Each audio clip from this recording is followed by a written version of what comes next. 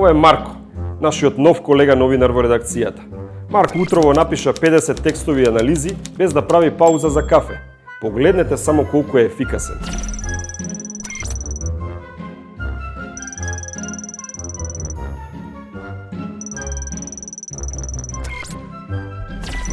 Марко, овие текстови воопшто не се етички.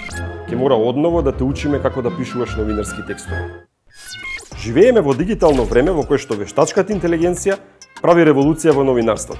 Но, со големата мук доаѓа и голема одговорност. Ајде заедно да истражиме како вештачката интелигенција може етички да се користи во новинарството. Една од најчестите примени е транскрипцијата на интервјуа или пак превод на други јазици во живо. Наместо новинарите со часови да ги преслушуваат и да ги пишуваат интервјуата што ги снимиле, Марко тоа може да го направи за само неколку секунди. Алатките како Отер или Тринт ви заштедуваат часови или денови работа, претворајќи ги аудио-видео фајловите во текст. Ги поставувате овие фајлови на платформата и таа за кусо време генерира текстуална содржина од разговорите.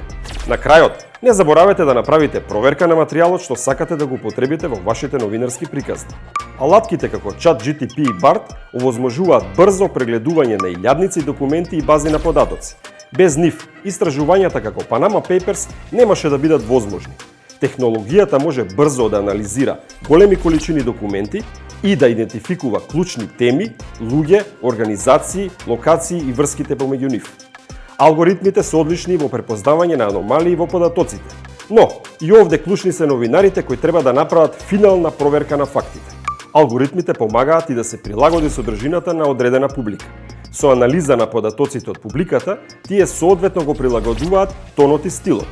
Овие алатки исто така предлагаат резимеа, наслови, поднаслови или метаописи за ефективна промоција на различните платформи, максимизирајќи го влијанието и досегот на новинарскиот продукт. За подобро визуелно прикажување на приказните, може да користите и синтетички медиуми, како видеа или фотографии, генерирани со алатки како Midjourney, DALL-E или Sora.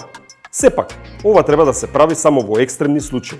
Например, ако правите приказна во која употребата на реални фотографии или видеа може да ги загрозат правата и безбедноста на децата, тогаш може да користите синтетичка содржина. Доколку пишувате за историски настани или правите рецензија на книга, тогаш исто така можете текстот да го збогатите со фотографии или видеа креирани со вештачка интелигенција.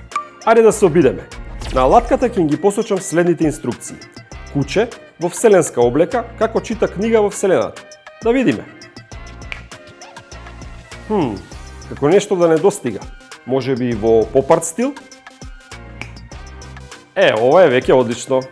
Но што е етички, а што не при употребата на вештачката интелигенција за новинарски приказни? Доколку без надзор користите ресурси како нашиот Марко за креирање и дистрибуирање на новинарска содржина, се соочувате со опасност од ширење на дезинформации, говорна омраза, прекршување на авторски права и злоупотреба на податоци. Затоа вештачката интелигенција секогаш треба да биде под надзор на соодветни луѓе во редакцијата. Не е етички доколку за приказните што ги пишува Марко, како автор биде наведен друг новинар во редакцијата. Тие треба јасно да бидат означени дека се креирани од вештачка интелигенција. Истото се однесува за видеата и фотографиите, и за нив мора да наведете дека станува збор за синтетичка содржина. Токму затоа Репортери без граници ја создадоа иницијативата за доверба во новинарството, алатка која ви помага да креирате соодветна уредувачка политика за употребата на вештачката интелигенција. За да бидете усогласени со овој механизам, треба да се осигурате дека публиката е свесна кога содржината е креирана со вештачка интелигенција. Транспарентноста е клучна за да ја добиете довербата од публиката. Се согласуваш, Марко, нели? Ајде сега повторно да учиме.